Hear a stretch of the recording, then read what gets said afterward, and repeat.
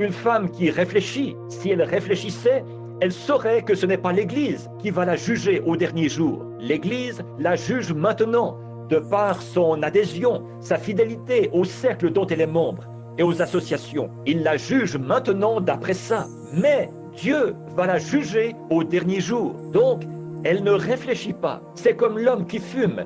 Il aime tellement la cigarette que sa capacité de réfléchir s'est engourdie par la nicotine. Et les désirs de la femme ont engourdi sa capacité de réfléchir, au point qu'elle fera ces choses qui sont mauvaises aux yeux de l'Éternel. Parce qu'elle veut les faire. C'est ce qui satisfait le goût d'une femme mondaine. Donc, elle prend le filtre d'une église mondaine. Elle passe à travers celui-là sans problème. Il n'y a rien qui gêne. Ça montre. Or là, nous voyons que c'est la vérité. Le pasteur dit, c'est en ordre. Nous, on ne condamne pas les femmes qui font ça.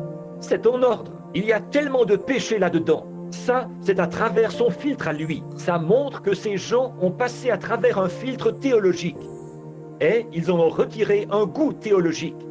Et c'est ce qu'ils avaient, un goût théologique. Mais ça n'a pas passé à travers le filtre de Dieu. Ça, c'est certain.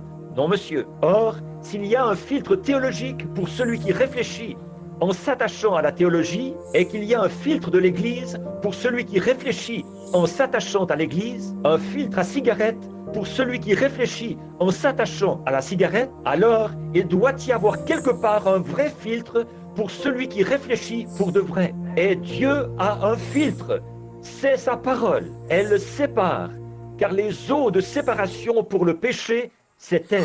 Alors, voilà le goût d'un homme qui réfléchit ou d'un homme saint. Et si un homme passe à travers ce genre de filtre-là, celui du monde, c'est qu'il a un goût mondain.